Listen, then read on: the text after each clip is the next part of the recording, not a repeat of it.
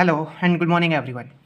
आज के इस लेक्चर में हम एडवांस क्वांटम मैकेनिक्स की एक प्रॉब्लम को डिस्कस करेंगे जो कि एक स्टूडेंट्स के द्वारा पूछी गई है। और प्रॉब्लम है अपने पास स्कैटरिंग ऑफ आइडेंटिकल पार्टिकल। और ये जो टॉपिक है वो एग्जाम पॉइंट ऑफ व्यू से बहुत ज़्यादा इंपॉर्टेंट है। ये काफ़ी टाइम एग्जाम में पूछ लिया जाता है 8 या 10 मार्क्स के अंदर। ठीक है, तो स्टार्ट करते हैं। तो सबसे पहले हमने यहाँ पे ये जो वर्ड यूज किए हैं स्कैटरिंग ऑफ आइडेंटिकल पार्टिकल, तो स्कैटरिंग का मतलब क्या होता है, आइडेंटिकल पार्टिकल का मतलब क्या होता है, इसके ऊपर थोड़ा सा बात कर लेते हैं। ठीक है, तो स्कैटरिंग का सिंपली मतलब होता है change in path of particle. ठीक है, किसी भी पार्टिकल का या किसी भी रे का अगर पाथ चेंज हो जाता है किसी भी चीज़ से टकरा के या फिर पोटेंशियल के कारण, उसको हम क्या बोलते हैं, स्कैटरिंग बोलते हैं। ठीक है, अब स्कैटरिंग अपने पास बेसिकली दो टाइप से हो सकती है। एक तो पोटेंशियल के कारण स्कैटरिंग हो सकती है, जैसे आपने अल्फा रे स्कैटरिंग एक्सपेरिमेंट पढ़ा होगा। तो अपने पास क्या था, न्यूक्लियस था। न्यूक्लियस का अपना क्या था, एक पोटेंशियल था। ये इधर से अल्फा पार्टिकल आ रहा था, तो जैसे ही अल्फा पार्टिकल इस न्यूक्लियस की रेंज में आएगा तो ये अल्फा पार्टिकल अपने पास से क्या हो जाएगा, डिफ्लेक्ट हो जाएगा। तो यहाँ पे ये जो स्कैटरिंग हुई है ये किसके कारण हुई है, पोटेंशियल के कारण। ठीक है, दूसरा स्कैटरिंग किसके कारण हो सकती है, कोलिजन के कारण हो सकती है कि यहाँ पे मेरे पास एक पार्टिकल है और इधर से एक पार्टिकल आया, ये पार्टिकल इससे टकराया और ये इधर चला गया। तो यहाँ पे ये जो स्कैटरिंग हुई है वो किसके कारण हुई है, कोलिजन के कारण हुई। तो बेसिकली स्कैटरिंग दो टाइप से हो सकती है, एक तो पोटेंशियल से और दूसरा कोलिजन से। ठीक है, दूसरा हमने बोला आइडेंटिकल पार्टिकल। अब इसके ऊपर थोड़ा सा बात कर लेते हैं। अब तक यूनिवर्स में दो ही टाइप के पार्टिकल ढूंढे गए हैं। पहला जो पार्टिकल है वो फर्मियोन है और दूसरा पार्टिकल है बोसोन। ठीक है, अब जो बोसोन पार्टिकल है इसमें थोड़ा सा प्राउड की बात यह है कि बोसोन पार्टिकल इंडिया के साइंटिस्ट के द्वारा ढूंढे गए, डिस्कवर किए गए हैं, ढूंढे गए हैं और ये एस एन बोस साहब के द्वारा डिस्कवर किए गए थे। ठीक है, तो अब यहाँ पे हमने एक वर्ड यूज किया आइडेंटिकल पार्टिकल। आइडेंटिकल पार्टिकल का मतलब एक जैसे पार्टिकल, ऐसे पार्टिकल जिनके बीच में हम डिफ्रेंशिएट करके नहीं बता सकते। वैसे तो मेरे को पता होगा ये पार्टिकल इलेक्ट्रॉन है, ये प्रोटॉन है। अब मान लिया मेरे पास 2 इलेक्ट्रॉन है या फिर एक बॉक्स के अंदर मेरे पास 4 इलेक्ट्रॉन है। ठीक है, अब आइडेंटिकल तो ये इसलिए है कि मेरे को पता है कि ये इलेक्ट्रॉन है। ठीक है, अब ये जो आइडेंटिकल पार्टिकल है ये इनडिस्टिंग्विशिबल पार्टिकल है। इनडिस्टिंग्विशिबल पार्टिकल का मतलब क्या है कि मैं यहां पे ये डिफरेंशिएट करके नहीं बता सकता कि कौन सा इलेक्ट्रॉन फर्स्ट है, कौन सा इलेक्ट्रॉन सेकंड और कौन सा इलेक्ट्रॉन फोर्थ है। ठीक है, तो डिस्टिंग्विश का मतलब क्या होता है, टू थिंग्स कैन डिफरेंशिएट। अगर मैं दो चीजों के बीच में अंतर बता पा रहा हूं तो उसको बोलते हैं डिस्टिंग्विशिबल। अब इनडिस्टिंग्विशिबल किसको बोलते हैं, ऐसी दो चीजें जिसके बीच में मैं अंतर ना बता पाऊं, उनको मैं डिफरेंशिएट ना कर पाऊं, उसको हम क्या बोलते हैं, इनडिस्टिंग्विशिबल पार्टिकल बोलते हैं। ठीक है, तो आई होप आपको स्कैटरिंग ऑफ आइडेंटिकल पार्टिकल का मतलब समझ में आ गया होगा। और इसके ऊपर थोड़ा सा हम बात करेंगे कि यूनिवर्स के अंदर अब तक दो टाइप के पार्टिकल ढूंढे गए हैं, एक तो फर्मियोन पार्टिकल है, दूसरा बोसोन पार्टिकल है। यहाँ पे भी हम थोड़ा सा इसका जिक्र करेंगे। ठीक है, तो सबसे पहले हम बात करते हैं कि अपने पास जो क्लासिकल पार्टिकल होते हैं, क्लासिकल पार्टिकल कौन से होते हैं, जो क्लासिकल स्टैटिक्स को फॉलो करते हैं उसको हम क्या बोलते हैं, क्लासिकल पार्टिकल बोलते हैं। क्लासिकल स्टैटिक्स होती है अपने पास मैक्सवेल बोल्ट्जमैन स्टैटिक्स। ठीक है, अब क्लासिकल पार्टिकल को हम डिस्टिंग्विश कर सकते हैं। क्लासिकल पार्टिकल को डिस्टिंग्विश करने का मतलब क्या है, जैसे मेरे पास ये एक बॉल है। ठीक है, ये रेड कलर की बॉल है और ये मेरे पास ब्लू कलर की बॉल है। ठीक है, अब इस बॉल ने जाके इस बॉल को हिट किया या स्ट्राइक किया, स्ट्राइक करने के बाद एक बॉल इधर चली गई, एक बॉल इधर चली गई। तो अब मैं यहाँ पे डिफरेंशिएट करके बता सकता हूँ दोनों को, स्कैटरिंग के बाद भी और स्कैटरिंग से पहले दोनों पार्टिकल को डिस्टिंग्विश किया जा सकता है, अंतर बताया जा सकता है कि इधर रेड वाला पार्टिकल गया और इधर कौन सा, ब्लू वाला पार्टिकल गया। तो हम यहाँ पे ये बोल सकते हैं कि अपने पास जो क्लासिकल पार्टिकल है वो डिस्टिंग्विशिबल पार्टिकल, डिस्टिंग्विशिबल इन द सेंस इनके बीच में हम डिफरेंशिएट करके बता सकते हैं। पर अपने पास जो क्वांटम पार्टिकल है, अब क्वांटम पार्टिकल क्या है, जो क्वांटम स्टैटिक्स को फॉलो करता है। अब क्वांटम स्टैटिक्स कौन सी है अपने पास, एक तो Bose Einstein statics, Bose Einstein statics, और एक है फर्मी डिराक स्टैटिक्स। अब अगर इनको कोई पार्टिकल फॉलो करता है तो उसको हम क्या बोलेंगे, क्वांटम पार्टिकल। और एक है मैक्सवेल बोल्ट्जमैन स्टैटिक्स, अगर इसको कोई पार्टिकल फॉलो करता है तो उसको हम क्या बोलेंगे, क्लासिकल पार्टिकल बोलेंगे। अब अपने पास जो क्वांटम पार्टिकल है, अब जो क्वांटम पार्टिकल है ये आइडेंटिकल तो है, आइडेंटिकल इन द सेंस मेरे को पता है कि ये इलेक्ट्रॉन है, ये प्रोटॉन है, ये न्यूट्रॉन है, पर इन पार्टिकल को हम डिफरेंशिएट नहीं कर सकते, इन पार्टिकल को हम डिस्टिंग्विशिबल नहीं कर सकते। मतलब हम इन पार्टिकल के बीच में डिफरेंशिएट करके नहीं बता सकते कि ये पार्टिकल ये इलेक्ट्रॉन फर्स्ट है, ये इलेक्ट्रॉन सेकंड है, ये इलेक्ट्रॉन थर्ड है। जैसे मैंने यहाँ पे एक इलेक्ट्रॉन लिया, ये मेरे पास एक इलेक्ट्रॉन है, एक इलेक्ट्रॉन ये इधर है। ठीक है, ये इलेक्ट्रॉन रेस्ट में, ये प्रोजेक्टाइल इलेक्ट्रॉन है। अब जैसे ये इलेक्ट्रॉन आएगा इसके साथ टकराएगा या फिर इनके बीच में जो स्कैटरिंग होगी, मान लिया एक इलेक्ट्रॉन किधर चला गया, एक इलेक्ट्रॉन उधर चला गया और ये वाला इलेक्ट्रॉन इधर चला गया। ठीक है, अब मैं ये नहीं बता सकता कि कौन सा इलेक्ट्रॉन पहले वाला है, कौन सा इलेक्ट्रॉन सेकंड वाला है, मतलब कौन सा वो इलेक्ट्रॉन कौन सा है जो मोशन में था, वो इलेक्ट्रॉन कौन सा है जो रेस्ट में था, या फिर इधर से भी एक इलेक्ट्रॉन आ रहा है, दोनों ने क्या किया, एक दूसरे के साथ स्कैटरिंग की। ठीक है, अब ये तो इधर चला गया और ये वाला इधर चला गया।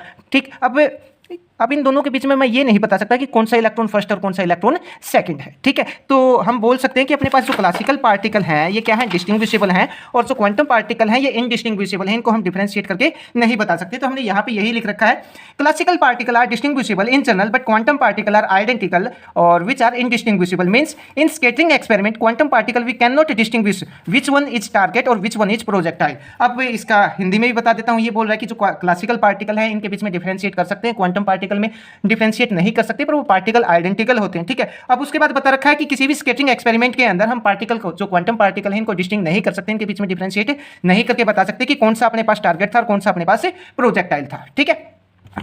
उसके बाद हमने यहाँ पे एक एग्जांपल ले रखा है, और एग्जांपल क्या है, यहाँ पे हमने लिया है इलेक्ट्रॉन की स्केचिंग ली है। अब इलेक्ट्रॉन की स्केचिंग ली है तो मैंने ये बोल दिया ये मेरे पास इलेक्ट्रॉन फर्स्ट है, ये मेरे पास सेकंड इलेक्ट्रॉन है। फर्स्ट इलेक्ट्रॉन इधर से आया, सेकंड इलेक्ट्रॉन इधर से आया, दोनों के बीच में स्केचिंग हुई। अब मैं ये नहीं बता सकता कि इस तरफ मेरे पास सेकंड इलेक्ट्रॉन गया है या फर्स्ट इलेक्ट्रॉन गया है, इस तरफ मेरे पास सेकंड इलेक्ट्रॉन गया है स्केचिंग के बाद या फर्स्ट इलेक्ट्रॉन गया है, ठीक है। और दूसरा एग्जाम्पल हमने यहाँ पे ले रखा है कि इधर इलेक्ट्रॉन फर्स्ट गया है या इलेक्ट्रॉन सेकंड गया है, ठीक है। अब ये जो पिक्चर आप देख रहे हैं ये हमने यहाँ पे रिप्रेजेंट की है, ये जो पिक्चर है वो सेंटर ऑफ मास फ्रेम के अंदर है, ठीक है। अब यहाँ पे अगर मैं एक छोटी सी बात और करूँ तो ये पार्टिकल बिल्कुल सीधा जा रहा था, कितना एंगल ट्रेस कर रहा था, पाई का एंगल बनेगा। अब ये पार्टिकल किधर चला गया, ये पार्टिकल इधर चला गया मान लीजिए, या फिर ये पार्टिकल इधर चला गया, ठीक है। तो यहाँ पे कितना एंगल बना, थीटा एंगल बना, ठीक है। कितना एंगल बना, थीटा एंगल बना। अब ये पार्टिकल अपने पास से कितना डिफ्लेक्ट हुआ है, तो जा तो बिल्कुल सीधा रहा था, अगर मैं उसमें से थीटा एंगल माइनस कर दूं तो मेरे को पता लग जाएगा कि ये पार्टिकल अपने पास से कितना डिफ्लेक्ट हुआ है या कितने एंगल के ऊपर ये स्केटर्ड हुआ है, ठीक है। अब अगली बात ये है कि ये जो पिक्चर हमने यहाँ पे शो की है ये किसके अंदर है, सेंटर ऑफ मास फ्रेम के अंदर है। अब सेंटर ऑफ मास फ्रेम में हमने बोल दिया, इस प्रॉब्लम को हम क्या करेंगे, सेंटर ऑफ मास फ्रेम के अंदर सोल्व करेंगे। अब सेंटर ऑफ मास का मतलब क्या है, हम यहाँ पे एक के रिस्पेक्ट में दूसरे की मोशन पता करेंगे, एक इलेक्ट्रॉन के रिस्पेक्ट में हम दूसरे इलेक्ट्रॉन की मोशन पता करेंगे, या फिर एक को मैं रेस्ट में रख लूंगा और दूसरे को मैं मोशन में रख लूंगा। मतलब एक इलेक्ट्रॉन को रेस्ट में रख लिया, दूसरे की मोशन हम पता कर लेंगे किसकी हेल्प से, सेंटर ऑफ मास की हेल्प से, ठीक है। अब हमने यहाँ पे दो क्वांटम पार्टिकल लिए, let sketching of two quantum particle, दो क्वांटम पार्टिकल लिए, साई वेव फंक्शन को रिप्रेजेंट करता है, ये फर्स्ट इलेक्ट्रॉन के लिए, ये सेकंड इलेक्ट्रॉन के लिए, या क्वांटम पार्टिकल के लिए, ठीक है। अब वेव फंक्शन है तो वेव फंक्शन को हम किस में लिखते हैं, मल्टीप्लाई में लिखते हैं। ये फर्स्ट इलेक्ट्रॉन के लिए लिख दिया हमने, यहाँ पे ये सेकंड इलेक्ट्रॉन के लिए लिख दिया, ठीक है। साई 1 R1 फर्स्ट के लिए, साई 2 R2 सेकंड के लिए, इसको हमने बोल दिया इक्वेशन नंबर सेकंड। अब इससे अगले सेंटर में हम सेंटर ऑफ मास फ्रेम की हेल्प से इस प्रॉब्लम को सोल्व करने की कोशिश करेंगे, और ये सब हम देखेंगे अगले सेक्शन के अंदर। उसके बाद हम यहाँ पे बात करते हैं centre of mass frame. Centre of mass frame के लिए जो हमने पीछे इक्वेशन लिखी थी, साई R1 R2 और ये लिखा था साई 1 R1 और साई 2 R2, ठीक है, ये लिखा था। अब इसी इक्वेशन को हमने किसके लिए, किसमें लिख लिया, सेंटर ऑफ मास फ्रेम में लिख दिया। तो साई R1 R2 और यहाँ पे लिखा है C R, और साई R1 R2 R यहाँ पे किसको रिप्रेजेंट करता है, सेंटर ऑफ मास को रिप्रेजेंट करता है। और R की जो वैल्यू है वो क्या होती है, M1 R1 plus M2 R2 divide by M1 plus M2। अब ये वाली जो वैल्यू है वो 11th क्लास से हम कैलकुलेट करते आ रहे हैं, तो इसके ऊपर हम ज़्यादा डिस्कस नहीं करेंगे। अब अगर मान लिया दोनों पार्टिकल आइडेंटिकल है तो दोनों पार्टिकल का मास कैसा होगा, इक्वल होगा। मान लिया इलेक्ट्रॉन की स्केटिंग कर रहे हैं हम, तो दोनों इलेक्ट्रॉन का मास कैसा होगा, सेम होगा। तो फर्स्ट इलेक्ट्रॉन का मास भी वही होगा, सेकंड इलेक्ट्रॉन का मास भी होगा, तो दोनों का मास इक्वल है, तो दोनों का मास इक्वल हम यहाँ पे रखेंगे। इक्वल रखेंगे तो क्या हो जाएगा, यहाँ से M से M क्या हो जाएगा, कैंसिल हो जाएगा। कैंसिल होने के बाद अपने पास ये वाली इक्वेशन आ जाएगी। कैंसिल कैसे होगा, इस टर्म को भी हम क्या बोल सकते हैं, M बोल सकते हैं, इसको भी हम क्या बोल सकते हैं, M बोल सकते हैं। M इसमें से भी कॉमन आ जाएगा, इसमें से भी कॉमन आ जाएगा। यहाँ पे क्या बचेगा R1, यहाँ पे क्या बचेगा R2, नीचे क्या हो जाएगा 2M हो जाएगा। M से M क्या हो जाएगा, कैंसिल हो जाएगा। कैंसिल होने के बाद अपने पास ये वाली इक्वेशन आ जाएगी, ठीक है। अब यहाँ पे ये जो R है, R अपने को सेंटर ऑफ मास फ्रेम का जो एक कोऑर्डिनेट है वो रिप्रेजेंट कर रहा है। मतलब R क्या है, यहाँ पे R कोऑर्डिनेट है किसका, सेंटर ऑफ मास फ्रेम का। तो हमने यहाँ पे ये लिख रखा है, and R is the coordinate with respect to centre of mass frame, ठीक है। तो आई होप आपको इतना समझ आ गया होगा। उसके बाद हम बात करें किसकी, scattered part of wave function की। किसकी बात करें, scattered part of wave function की हम यहाँ पे बात करते हैं। तो इसके ऊपर हम ऑलरेडी पहले भी बात कर चुके हैं, बोर्न अप्रोक्सीमेशन के अंदर भी हमने ये सब निकाला था। तो scattered part of wave function हमने क्या लिया है, साई स्केटर बोला, scattered part of wave function को हमने बोला एफ थीटा फाई यहाँ पे क्या है, स्केचिंग एम्पलीट्यूड को रिप्रेजेंट करता है, और e की पावर आइटा के r बाय r, ये वेव फंक्शन की फॉर्म है, ठीक है। इसको हमने बोल दिया इक्वेशन नंबर 3। अब अपने पास जो क्वांटम पार्टिकल है, क्वांटम पार्टिकल बेसिकली अपने पास दो टाइप के होते हैं, ठीक है। पहला कौन सा होता है, बोसोन पार्टिकल होता है, और दूसरा क्या होता है, फर्मियन पार्टिकल होता है। अगर आपको इनके बारे में बहुत ज़्यादा डीपली पढ़ना है तो इनके ऊपर हमने एक अलग से वीडियो बना रखी है, और इनकी सारी प्रॉपर्टी और सारी जितनी प्रॉपर्टी है सब एक्सप्लेन करके बता रखी है। उसके लिए आपको यूट्यूब पर सर्च करना पड़ेगा, बोसोन और फर्मियन बाय कॉन्स्टेंट पागल, या फिर इन दोनों के बीच में जो डिफरेंस है वो सर्च करना पड़ेगा, आपको दोनों मिल जाएंगे। अब अपने पास जो बोसोन पार्टिकल है, इनका जो वेव फंक्शन होता है वो कैसा होता है, सिमेट्रिक वेव फंक्शन होता है। और जो फर्मियन पार्टिकल है, इनका जो वेव फंक्शन होता है वो कैसा होता है, एंटीसिमेट्रिक वेव फंक्शन होता है, ठीक है। अब according to Pauli exclusion principle क्या बोलता है, no one can two electron same four quantum number, ठीक है। किसी भी फर्मियन का जो वेव फंक्शन होगा वो कैसा होगा, एंटीसिमेट्रिक होगा, ठीक है। अब according to Pauli exclusion principle जो वेव फंक्शन है किसके लिए, फर्मियन के लिए वेव फंक्शन कैसा होगा,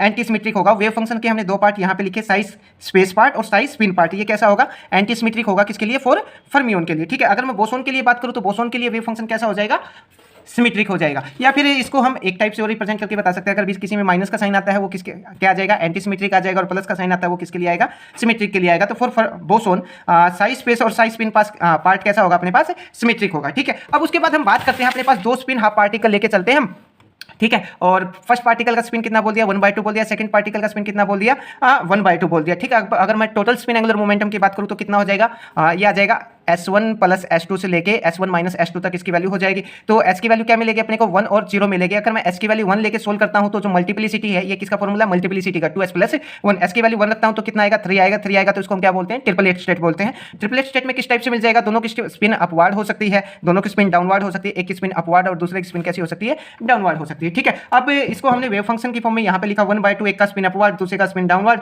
ठीक है। अब इसको यहाँ पे एक्सचेंज करके लिख दिया। ठीक है। अब ये किसके लिए है, ये बोसोन के लिए है। ठीक है। अगर ये फर्मियन के लिए होता तो यहाँ पे बीच में किसका साइन आता, माइनस का साइन मिलता, प्लस का साइन आता, ये किसके लिए होगा, बोसोन के लिए होगा। तो जो साइड स्पिन पार्ट है वो कैसा होगा, सिमेट्रिक होगा, किसके लिए, ट्रिपलेट के लिए। अगर मैं S इक्वल टू 0 के लिए बात करूं तो यहाँ पे S इक्वल टू 0 की वैल्यू पुट करूंगा तो कितना वैल्यू आएगी, 1 आएगी। 1 आएगी तो हम क्या बोलेंगे, सिंगलेट बोलेंगे। और सिंगलेट के लिए हम कैसे रिप्रेजेंट करेंगे, 1/√2, एक का स्पिन।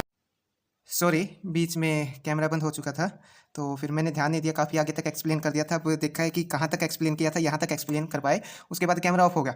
ठीक है। तो S की वैल्यू अगर मैं 0 रखता हूँ यहाँ पे तो मल्टीप्लिसिटी कितना मिलेगी, 1 मिलेगी, जिसको हम क्या बोलेंगे, सिंगलेट बोलेंगे। तो 1/√2, एक का स्पिन अप एक का स्पिन डाउन, और इसका अपोजिट करके यहाँ पे लिख देंगे। बीच में साइन किसका आएगा, माइनस का आएगा। अगर माइनस का साइन आएगा तो हम क्या बोलेंगे, एंटीसिमेट्रिक वेव फंक्शन बोलेंगे। और एंटीसिमेट्रिक वेव फंक्शन किसके लिए होगा, फर्मियन के लिए होगा। और बोसोन के लिए कैसा होगा, सिमेट्रिक वेव फंक्शन होगा। ठीक है। अब बात करते हैं स्पेस पार्ट की। अगर मान लिया मेरे पास क्या है, साई r थीटा फाई, और इसके ऊपर मैंने एक p ऑपरेटर को ऑपरेट किया। p क्या है, यहाँ पे पेरिटी ऑपरेटर है। अब पेरिटी ऑपरेटर अगर मैं किसी चीज के ऊपर ऑपरेट करता हूँ तो पेरिटी ऑपरेटर का काम सिर्फ इतना है कि वो उसको इन्वर्स कर देगा।